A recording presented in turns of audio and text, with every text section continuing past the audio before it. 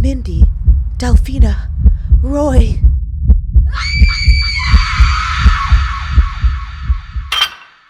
I have decoded Meghan Markle's Cookery show. There is a hidden pattern here. After all, this show is not all about cooking and crafting. It's actually one big clapback to everyone who has called Meghan Markle a fraud. I was such a fraud. Let me explain. 1. Every guest is chosen so that Meghan can double down on her fantasies about herself. The guests are there to nod along as she explains herself and all the misconceptions we have about her. It's really a cut and paste of her Archetypes podcast, except this time we have visuals and not just audio. 2. The other theme I noticed is that the guests are scripted to compliment Meghan the whole time. They even compliment her for being herself. LOL.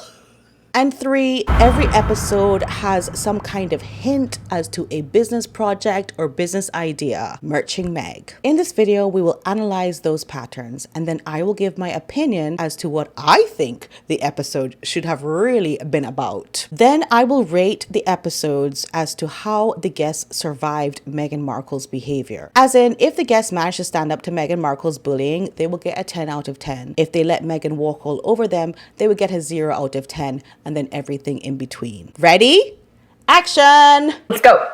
Episode 1, Daniel, the makeup artist. Meghan's purpose for Daniel. It is to establish that Meghan has a before, during, and after segment of her life. And Daniel was there for all of it. He was her makeup artist from the Suits, and he's witnessed all that she's been through. He's there to testify that she had the TIG and she had a career on Suits. The business possibility is that Daniel and her should probably do the Amazing Race together. It's like the Amazing Race of candles. It really is. We would be great on the Amazing Race together. Do you think? What this episode should have really been about, Meghan sitting in a makeup chair with Daniel, her employee, and she's just raging on staff and friends and people around her and whoever comes by, and she just sits in the chair getting her makeup done going, you, because that's really what she's like. And he knows that. I don't think he likes her very much. And I don't think they're friends. In this episode, you realize that Daniel does not know anything about Meghan. And Meghan does not know anything about Daniel past the makeup chair. I rated this episode a 7 out of 10. I think Daniel did a pretty good job of remaining professional, because that's the only relationship he has with Meghan. I like how Daniel was so aloof with Meghan, and there were times that he just acted like a damsel in distress and he couldn't really do anything, and he was like, spilling everything everywhere. And then whenever she goes into her lecturing mode with him, he kind of just stares out into outer space. And I like that defense mechanism that he used, because she does seem very snarky and agitated when dealing with him. You can tell that he's regretting having taken the time out of his busy schedule, because he actually does makeup for extremely famous celebrities. And since he's a captured employee and he's paid to be there, he's probably the official makeup artist for With Love Meghan. I think for the first episode, they probably couldn't get anybody. So they were like, well, we have the makeup artist on set anyway. Let's just use him. Come on, Daniel, let's go. So like I said, 7 out of 10, maybe 8 out of 10 even, because I like that he stood up to her to the best of his ability. Episode 2, Mindy Kaling, the actress comedian and not friend of Meghan. Though I did a whole different video on Mindy Kaling, which I will link. Just suffice to say that Mindy's just there for Meghan Markle to push this narrative that her new name is now Sussex and that Mindy must call her Sussex. I think anyone in the world knows that Meghan Markle has eaten Jack in the Box and loves it. It's so funny too that you keep saying Meghan Markle. You know I'm Sussex now. You have kids and you go, no, I share my name with my children. Yes. And that feels so, I didn't know how meaningful it would be to me, but it just means so much to go, this is our family name. There's a lot of debate on the internet. I mean, there's so much back and forth about it, whether she can use the name Sussex as a surname, whether she has to change her name by default to Sussex, whether she can use Mountbatten Windsor. At the end of the day, if Meghan has this platform to where she can speak to the audience and debunk all the things, this would be a good time for her to explain how the names work, how the protocol works in the royal family, and be honest about it. Look, I don't care if she wants to be Mountbatten Windsor, Meghan of Sussex, Meghan consort to Prince Harry. I don't care what she wants to be called. Forevermore, she will be just Meghan Markle to me. I really hated watching Mindy, who is such a happy-go-lucky entertainer, look so distressed while being in the presence of Meghan, especially after she did that whole pop-off. Meghan also makes fun of Mindy's pronunciation of the word Luke. To explain that, so Mindy was trying to say, I love your look, but she said Luke because she was being cutesy using this accent. She was trying to give Meghan a compliment, but then Meghan turned around and mocked her. And with that, all of India hates Meghan Markle too. You don't want the whole of India against you. The Hindustani Times has called you racist. It's curtains at this point because they felt like Mindy was saying it in an Indian accent. Whatever she was doing, there was no reason for Meghan to turn on her like that and be like, what are you trying to say about look? You say just look? And that sweater over Meghan to cook just makes no goddamn sense. It also makes her look like she has a big back.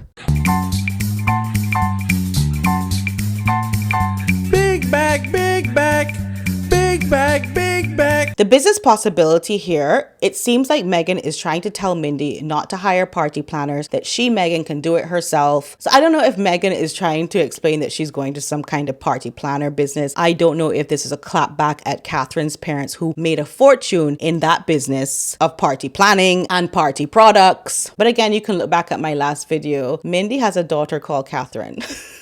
So I think Meghan was struggling. At this point, I really questioned humanity and whether it was worse to watch Meghan alone in the frame or if it was worse to watch her with another person, because her interactions with other human beings is so bad and then she by herself is so bad. I'm just not sure which is worse. What this episode should have really been about. I noticed that there was a little bit of backstage footage of the camera and the crew and the production work. I actually enjoy watching that more. I wish they had done a show just about the crew and all the efforts they have to go through, albeit failed, to make Meghan look good. I rated the Mindy episode 1 out of 10 because Mindy couldn't handle Meghan the way that I would have wanted her to. Episode 3, the beloved metalhead chef, Roy Choi. Girl, I loved him. He wasn't wasting no time and Meghan had difficulty keeping up pace with him. Meghan's purpose for Roy. Roy is here as a token LA guy and a token Korean to convince the naysayers that Meghan does have a connection to Korean culture. In Archetypes, she got a lot of backlash for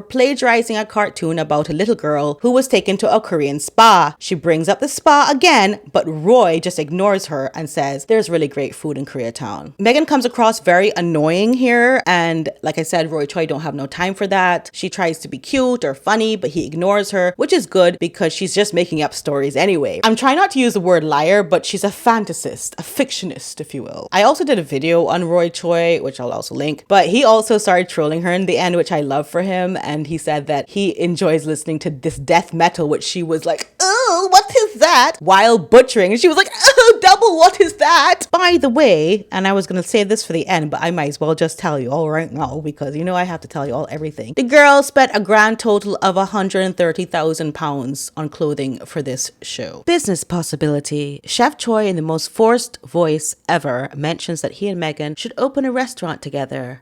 Should open a fried chicken joint together. People would line up. The meal they just cooked should be their signature dish, he says. We were to open a Korean fried chicken joint together, this would be our signature plate.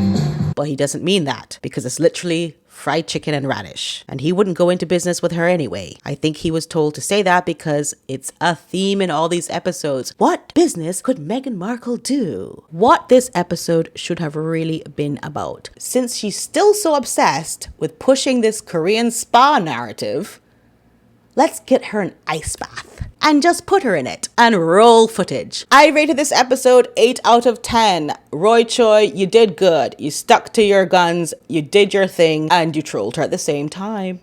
Episode 4, Polo Wife. Meghan's purpose for Delfina. Delfina, who is from Argentina, is here to confirm that Meghan speaks Spanish, Argentinian Spanish at that. But when Meghan is saying 1 or 2 words in Spanish, Meghan doesn't sound like a native speaker at all, or even a fluent speaker. For example, when Delfina says that this would be a great cocktail if you added wine, Meghan says, Dime? You can make a cocktail with this. Just add some wine. Dime. Which really means tell me or explain. Some people answer the phone, dime. But Delfina had already explained this would be a great cocktail if we added wine. What are we doing here? That's not the right word. Meghan does not speak Spanish. In Argentina and Buenos Aires. That's sensational. But they speak a very different kind of Spanish. It's Castellano, so it almost sounds like Italian. It happens more than once where I'm like, what? In spite of that, because Delfina is from Argentina, Meghan is like, Delfina, do you remember when you first met me? You were like, you speak Argentinian Spanish too. And Delfina was like, I thought I heard you say a word. And it was just so cringe. This was the purpose of Delfina, for Meghan to say that she lived in Argentina and worked at the US Embassy, because everyone knows, allegedly for legal purposes, that Meghan only was in Argentina for a few weeks as an intern. And then somehow, allegedly, she got kicked out of the internship and returned home. At different points, I noticed that Delfina jerks when Meghan speaks to her. Meghan just rubs people the wrong way. Business possibility now. Well, Polo is mentioned. We already know that Harry and Nacho, who is Delfina's husband, are already in business together, because I think they have polo ponies together and they definitely do polo events together. Side note, Delfina is from one of the wealthiest families in Argentina. Meghan seems very jealous of her. Oh my gosh, she looks so pretty. You want me to be barefoot? No, you want to be. Hey, how are you? I can how are you? Oh my gosh, you're so tall. Yes, I am tall. Come barefoot with me. Delfina is very tall, very beautiful, and very refined, and she's a star. I don't know if she's done any TV shows before, but as soon as she got to that camera, I was like, okay, yeah, star quality. What this episode should have been about. This episode should have started out with Delfina walking in, and then someone from HR at Netflix walking in directly behind her and telling Meghan, pack up all your stuff, the show's over. And then they just continue filming with just Delfina. I rate the Polo Wife episode a 9 out of 10. I think that Meghan knew her place with Delfina, and so Meghan had to stand down for once in life. Episode 5, The Crazy Ladies Luncheon. These are just Meghan and her two girlies doing unremarkable things, and somehow Meghan also makes them look extra dumb. Meghan's purpose for these ladies, right? Meghan takes this opportunity to explain to her girlfriends that Meghan takes family vacations where Archie catches fish. So they are cooking fish. Because everyone has criticized Meghan constantly for traveling without her kids and even thinking that the kids may not exist. Because why would you never take them on any vacations? I went on family vacation. I told you Archie caught 2 fish. Yeah. Like, what are we going to do with this fish? So we just did a big salt-baked fish. Also, since one of the friends is a cast member from Suits, it proves that the cast don't all hate her after that clip of, we don't have her number. Remember that? Who texted Meghan and said, you gotta come to the Golden Globes, Meghan Markle? We don't have her number. Yeah! That's a good one. We just don't, so... What this episode should have been about. This episode should have been about using your hair as a garnish for your food. These women's hair is just all over the food. They all have the long hair hanging over everything they're doing, and she's making them participate as usual slave driving. And I don't think they really thought that they were going there to cook, because they're all dressed up and hair did and everything. Business opportunity in episode 5. Well, a floral company is mentioned, and then you get to see Meghan Markle's flower arranging skills. So hint, hint. I'd rate this episode a 4 out of 10. Meghan made the girlies look trifling and silly, and I did not want that for them. Episode 6. The Mexican Chef and More Fake Friends. Meghan's purpose for Chef Ramon. Meghan used Chef Ramon to put forward the message that she cares about staff and sees them as a community. Staff meals are always so much better at a restaurant sometimes than the one that you actually get out at service, because it's the feeling of community. That's what I love so much about cooking and eating together. I want to come for a staff meal. But would Chef Ramon's staff ever want to meet the dictator in heels? The woman who bullied the royal staff? Business possibilities. In this episode, there's a lot of cocktail prep products. So maybe mixes and even liquor is in Meghan's future. Or maybe there might be a mahjong board game in As Ever's future. She could be thinking of getting into producing board games in general. Remember Meghan's personalized Candyland game, which she posted on Instagram with Serena. What this episode should have been about. This episode should have been a tutorial on how to cut and paste filler content,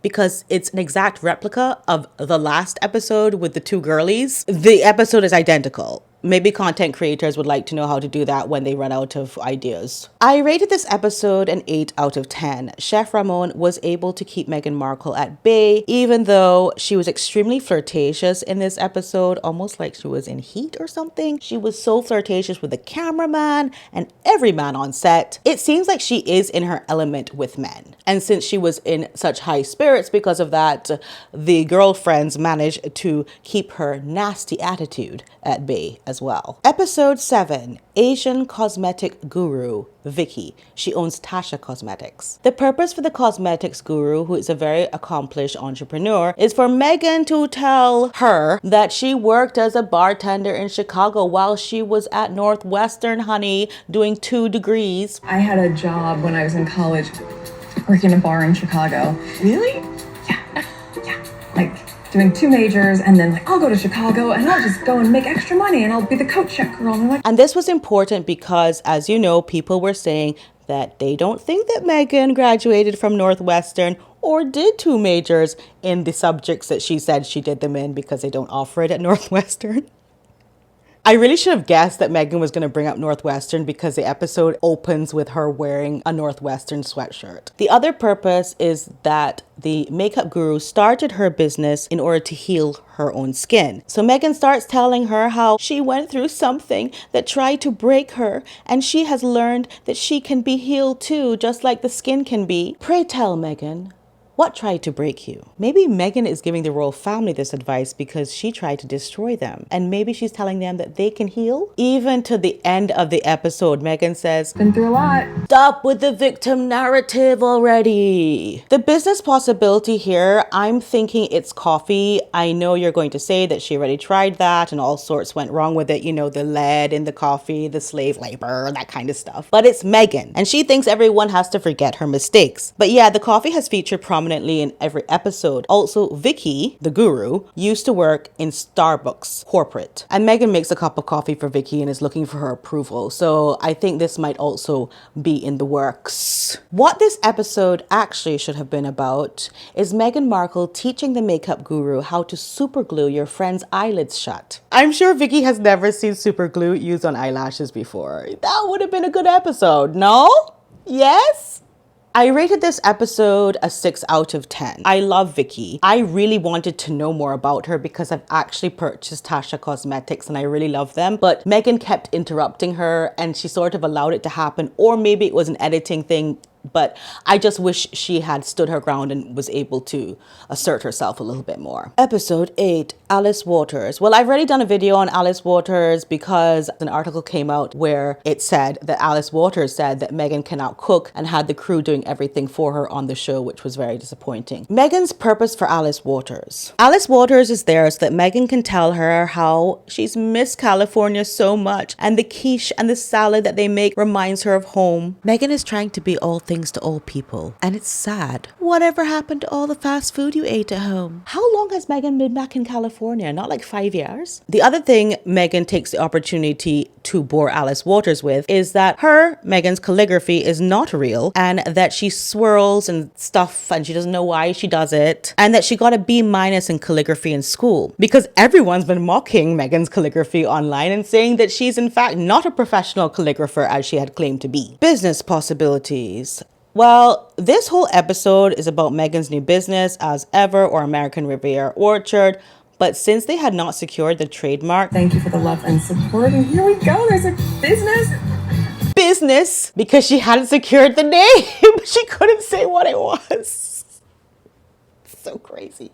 What this episode should have been about. I think this episode should have been a nouveau adult movie where Meghan is trying to seduce Alice Waters.